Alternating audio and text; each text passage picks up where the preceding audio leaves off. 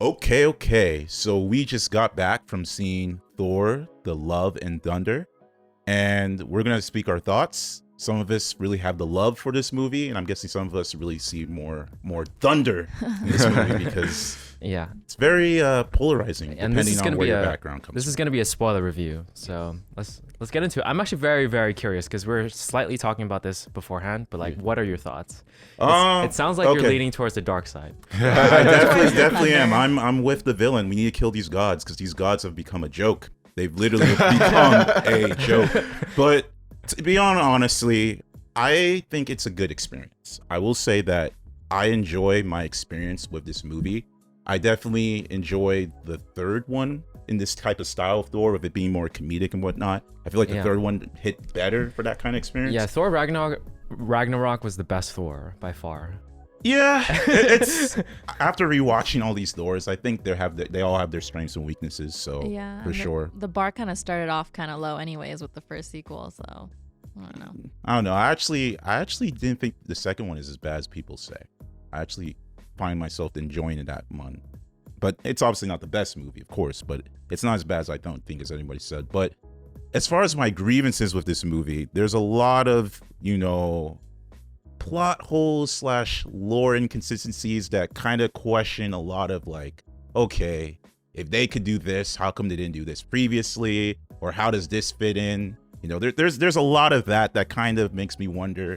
And then after recently watching like the previous Thors, it's like, it's just sad to see that they're taking Thor in this sort of like, it doesn't seem like they really care about his character, and he's just kind of there just for shits and giggles. That's what I kind of feel right now. So that's where my grievances come in. But I'll let you guys go in before I go completely detail into that. Why don't we get some positives? Okay, fine, I'll go. I agree a lot with what Chuku was saying. I liked this movie. I thought it was really fun. I enjoyed it. But it's a lot of the similar critiques that I personally had for Ragnarok, except even more so with this one. Yeah, I think it's worse. The thing with Ragnarok is that you had a lot of these jokes that were undercutting certain parts of the film. Mm-hmm. But you still had a good story. You still had a good plot in that film that was solid. The problem was that a lot of the solid plot points for me were getting continuously undercut by jokes too much. Yeah. But with this one, it was like the plot wasn't even at the level of Thor Ragnarok, and it was still getting just so undercut by all of these jokes that it was hard to take the plot seriously. So even more so than the previous Thor film. So I agree that I think that it seems like Thor is becoming more of a joke character than I would like him to be. Yeah, they've Was that a positive? that he's becoming more of a joke than he wants to be. No, OC was like, let's get into positives, and then he starts. Yeah, but you guys paused, so you guys paused. So I was like, okay, I'll go. I guess I can think of some pause. I think it's because I don't feel very strongly for this movie. I'm very neutral on it.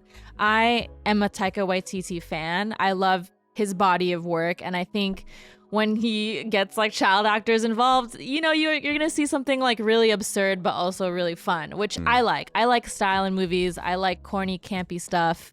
And so there were times where I was sitting back, and if you don't take it too seriously, it's super enjoyable. But I see where your critiques come from. I feel like Taika Waititi always is kind of walking the thin line between tragedy and comedy, which is if we look at the history of comedy, it's always kind of been like that. So he's kind of taking that historical approach. But I can't see how it can cause conflicting feelings if you're trying to follow this story and then kind of come to this conclusion where am I satisfied with this, or is it did they just make too much light of it? So you're valid. I think to add with the jokes, because again, the third one I definitely do enjoy a lot, and I have nothing problem with the humor in that one. I mean, there are obviously it undermines the whole drama. Having rewatched it literally the day before Thor, before I watched Thor 4 was like, I can see if they were to just cut those jokes, because they could have, it would have made for an more impactful scene for sure. But like, that goes to show that the story is there. Yeah. The story even is there. if they cut, I mean, I need to do a rewatch, but if they cut jokes from this movie, I feel like it doesn't matter because the story is very weak. Yeah, not just that, and I feel like the jokes here were more forced. Like at some point with the goats, I'm like, all right, we get it. Yeah, like and I just feel like they were just trying to like every scene we got to make another joke, we gotta get better, and it's just like. And there was the scene when he finds Lady Sif, and that was. I was like, what is happening right now? Because they're the way that they're talking, the way that they're playing out that scene, it's like. It's so melodramatic and over the top that it's like, oh, this is like meant to be. They're trying to make it come across as like funny, but it doesn't really seem like there should be a reason why. Yeah, it doesn't work in that setting. Yeah. The way that they're playing it is just so goofy, and she's like sitting there about to die with her arm cut off. Yeah. After like getting defeated by Gorr the God Butcher, I'm like, why are you doing it like this? Yeah, I think the difference between, I know we're comparing it to like Ragnarok a lot, but it's just because they're directed by the same person, and it's just the one that came before it. But the difference between the two is that in Thor Ragnarok, there's like great moments where, like for instance, Thor and Loki hug it out, or off screen, but you know, he throws the thing, it didn't go through, and he's like, I'm here, brother. And then like, it's such a great moment, and it's there's a little bit of jokes in there and whatnot, but it's still a very meaningful moment. In this one, I felt like there's too much of like, you know, this is supposed to be your friend who's dying, like why are you guys, why does this feel wrong? It feels all like goofy, like you said. And what I also don't like is just like even the villain, like this villain just doesn't even feel like a threat. I mean, Gorr can literally just give kids a bunch of powers and then they can all just stop this antagonist. It's just like, that ruins the threatening. And it sucks because there was literally a scene, like the scene when they got to that planet and everything's all black and white. And that to me was like one of my favorite scenes, just because it's like, it's a different movie at that point. Like, it's just like, you have this serious like threat and he's just explaining his issues with gods. And you can actually see it, like the gods failed you, they definitely failed you since you have cancer. So it's like, it's just like, you could see how that balance, and especially since Kristen Bell is such a good actor, like you can, they had something there, but they just. Oh, Christian Bell. Yeah, Christian I thought Bell. you said Kristen Bell. Yeah, I meant Christian Bell. Yeah, thank you, Christian Bell. Yeah. Christian Bell, yeah. She's not in the MCU yet. Yeah, I got confused. She should be. I don't know why I thought Kristen Bell. Yeah. But no, I love that part too. I think visually that was like a really stunning part to see. To be fair though, the kids weren't fighting Gorr. They were fighting the shadow monsters. And like when they were in New Asgard, their parents, who are like probably not like soldiers or warriors, were also fighting them off to some degree. All right. So if like they have the power of like Zeus's lightning bolts, but it's like you got, it's just absurd, but it's know, to be fair, it wasn't. They were just fighting like some shadow creatures. Yeah, that's correct. It's just that again, it's like it just ruins and undermines that like this guy's supposed to be this threat, and then it undermines that these people. It's silly. I get it's the silly, but it just. I still like that moment. It's probably one of my favorite moments of the movie. Again, it's an enjoyable moment, fine. but I guess my biggest issue with this moment, this comes into a lot of the inconsistency, is that if Thor has this power where he can give people strength and they don't really have to be much of a good fighter, where was all this during Endgame? Where was all this during Infinity War? Or before the beginning of Infinity War, I'm sorry. But before the beginning of Infinity War, where literally Thanos is going in, attacking his people, why couldn't he just give them that power to go and It's not clear, but it was Zeus's power technically. Yeah, and I think, I mean, you can argue that he didn't know he could do that at that time. And then now he's like, oh, you develop new powers the longer you go along with these characters. Yeah, but yet, okay. It's a Zeus power is, I feel like, the explainer here. Yeah. That's fair, but even then, they did, okay, I guess this is a separate tangent, the whole wish thing, which is like, I'm pretty sure he didn't just learn that after Endgame. So you can go and make a wish. Why did he not use that during Endgame. Yeah, I was thinking about that too. It was like, that's like, you mean they had this whole thing where they could have taken a wish, they could have brought all the people back, movie basically would have ended. That's a great point. But they didn't remember that. The whole eternity character, I think, was a little bit too. And okay, so this goes back to something that we've talked about a lot, and that is, what is the MCU doing on like a cosmic universal level? Because you're trying to introduce us to all of these different aspects that honestly they don't make sense. They just don't. Like at this point, we've kind of been on this Phase 4 train for a little bit of time now, and the pieces that we've been given to make sense of this world really don't make a lot of sense. They don't fit together. Like, how does the TVA connect to Celestials, connect to all of a sudden you have these gods that exist in this world, and then now you have this eternity character? Like, where do all of these pieces fit? And then you have the one, what's his name, Kang the Conqueror. Yeah, like, how are all of these pieces supposed to fit together? Like, is there a hierarchy of power? Is there an order of sequence to any of this? Like, what is going on? It Black doesn't Panther fit. 2 is gonna tie it all together. Black Panther 2 is not. It's not. I mean, despite everything you're saying, if they made a good movie or like a good storyline for the movie, I would have forgiven all of that.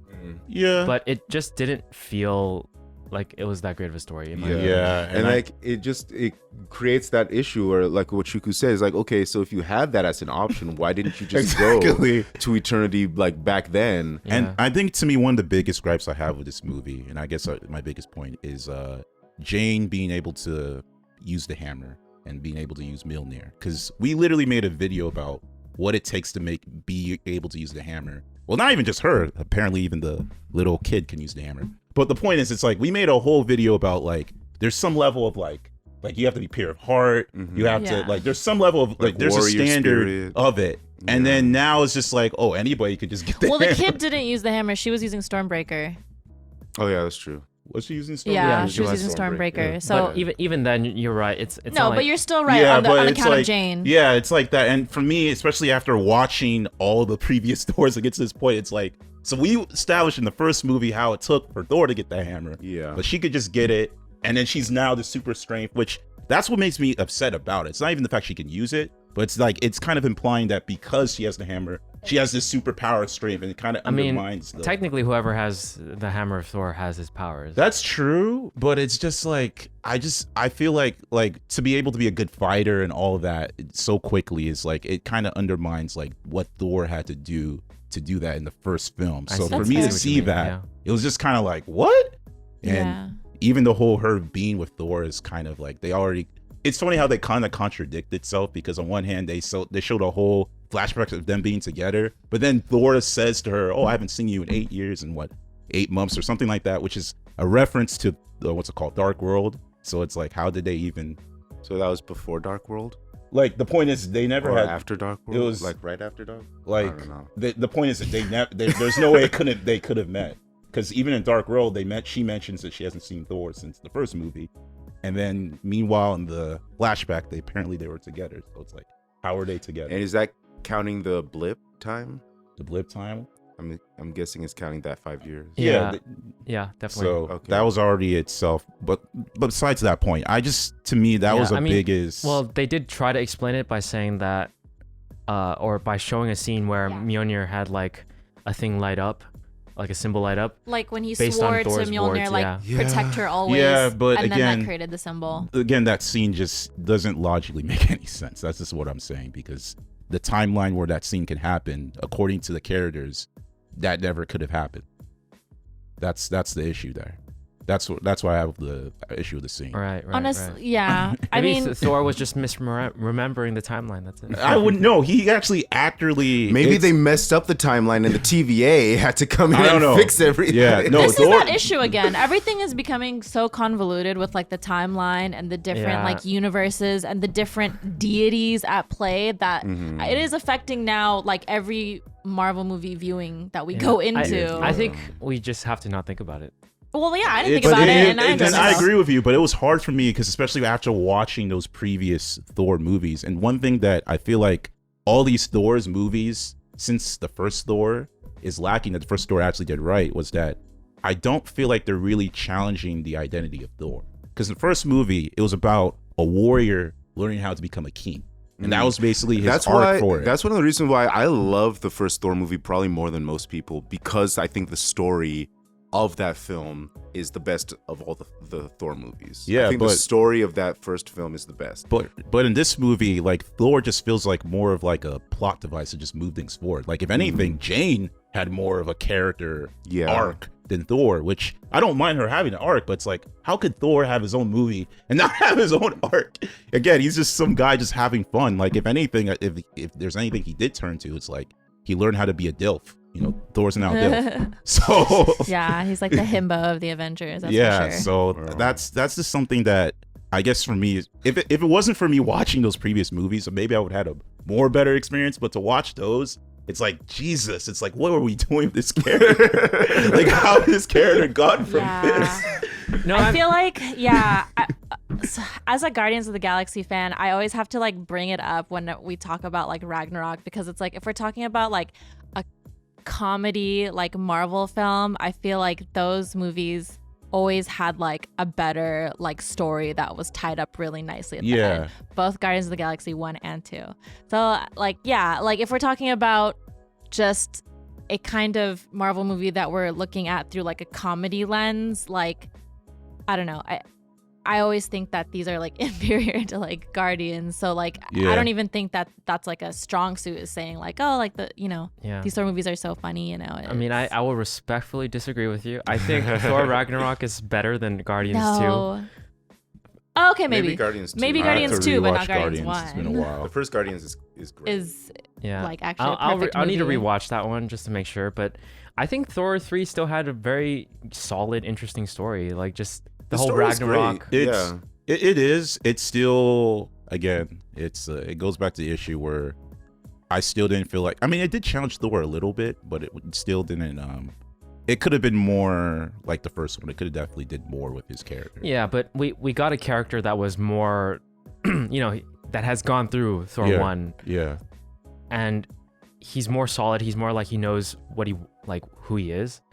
But he has to figure out, okay, his hammer isn't his source of power. He has to figure out that Asgard is not just a place, it's his people, all that stuff. It's weird that they've done all of that to like establish like the growth of Thor as a character, to like be a good leader, and then he kind of throws it all away. Exactly. It's like, hey, Tessa Thompson, go and take care of my job. Exactly, basically. That's what I felt this movie was lacking a lot of, is the progression, I feel, because everything that happened in the first 3 Thors, I feel like were canceled out for the most part. Basically, with the Endgame, everything was retconned, basically. That tracks. I felt like nothing for the Jane and Thor relationship. Me either. That's just me personally. And then the lack of Loki also in this movie was felt by me, like, because I love Loki and pretty much all the Thors, and just him not being there at all, like, I could feel it. Like, there felt like a lack of important characters in that movie for me. Yeah, I agree. That's fair enough. I think it would have been a problem for them to bring Loki back. It definitely would. Of course. But I get what you're saying. They you can still feel it, and ideally they would have been able to make a film where you didn't feel that emptiness. Yeah, and Valkyrie didn't feel like herself as much either, in my opinion. Like, she was just there for jokes for the most part. Yeah. At least in Ragnarok, she had like a tie to the villain, you know? Definitely. And it felt like there was more at stake for her and everything. This one, not so much. If I do have to say positive about this movie, is I'm glad they brought that other female warrior that is part of Thor's group. Yeah. I'm glad, because I was wondering what happened to her in Ragnarok. I was like, did she just disappear? So it's like, I'm glad they brought her back. So then that's crazy that you bring up like that Valkyrie didn't feel like herself. She was just kind of like shoehorned in this movie, because it's like they literally gave her an injury to like get her out of the way basically for the end, and that's kind of rude. I feel like for her character, like, you know, we all love her. It would have been cool to see her do something really impressive. I think that like having her use Zeus's thunderbolt was pretty cool while it lasted. Yeah, but it was so short. It was Yeah. really short. and that's another thing with the Zeus and him bringing Hercules, right? That's supposed to be in the Yeah. Yes. Like, In the after I don't credit. even feel like that's a threat after seeing the way these gods are. I'm like, oh, is that gonna be just another joke? Yeah. Like, I don't believe these gods anymore. Yeah, they all The way they just watched everything go down. Yeah, I'm like, Like, what is happening? Like the whole scene of them they just come in, presumably kill Zeus, and then walk away, and like nothing. Like, why? What is happening no here? one chases after them. Nobody chases after them. Nobody's like, hey, stop. Hey, don't do that. Don't do that. All the other gods are They're like, just whoa. watching, They're just yeah. watching like, that's crazy. And it's like what you said at the beginning. It's like, yo, maybe Gorr should just kill all these guys. Maybe Gorr should just kill all of them. I really felt that though. I was like, maybe Yeah. you should kill them all. It doesn't make any sense. Yeah, exactly, Yeah. exactly. The Gorr could have been. I feel like he could have been a much better villain if he actually stuck to like his origins of killing gods that didn't deserve to be gods. Instead of doing That the didn't- wish. Yeah, that didn't protect people, that were just there to like mess around like Zeus. Yeah. If he stuck to that and actually just went around trying to kill gods that were actually bad gods, Yeah. that would have been a much more compelling villain. Is that the instead of somebody that's original- just possessed by a sword to kill all gods? That's just Well, another possession, really. Yeah, it is. Although to be fair, he was already in that anger, so Is it's that- not like fully possessed. But I get the point. I get it. It's still a trope that's annoying that we got to possess. Yeah, him. that. Is that the all the- original like comic origin? I don't know. No, I'm Okay. just saying the origin in the movie. None of us know. Like in the when he movie. started off, because like Yeah. the reason he killed him, or the reason he hated this or renounced this god, was because he just let his daughter die. exactly. It didn't help anyone, and was just like, I don't care. More people will That worship should me be later. enough a reason, but instead he was also corrupted by like this cosmic sword. Exactly. So a lot of the villains have been corrupted Yeah. by some cosmic thing without having their own personal motivations as their like main Yeah. drive, and that's kind of disappointing. So And then- I see that. And then Gorr kills like one of the nicer gods, as Thor mentioned, right? It's like this is Oh, one of the yeah. nicest gods. Yeah, I'm like, that that's giant one. to make us hate him, but like, it deviates from like the character. That's Yeah. true. That is a very big missed opportunity where if they had him going around killing gods that he was judging as being unworthy of being a Yeah. god, that would have been much more interesting because it's Yeah. like, okay, maybe he has a point. Maybe if these so-called gods are like just letting people die and they're not actually caring for their people, then maybe Gorr has a point in doing all this instead of just a blanket, just kill everyone. Yeah. Who's it go? Also- But, yeah. I also could've- thought they were yeah. gonna do, besides the joke at the end, I actually thought they were gonna play something special with the kids, because when he had kids, I was like, okay, is this kind of resembling since he had a child, so he's going for his child, so that kind of thing. But of course, it was just there for the ending for them to do kids beating up stuff and whatnot. So it is what it is. But yeah. Yeah. Yeah, It was a wish- fun movie. It's just, if you look at it at a critical level for the story and just characters and everything, it kind of falls apart. Yeah, that's really what it comes down to.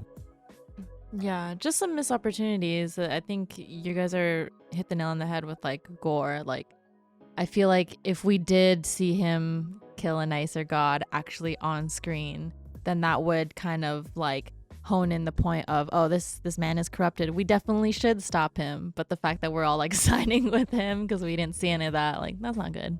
That's true. I feel like if I'm worried about the future of the MCU. Obviously, we keep talking about it. The last good movie for me was No Way Home, and that one was pretty self-contained outside of the multiverse stuff. You're just focusing on Spider-Man and Doctor Strange and like their thing.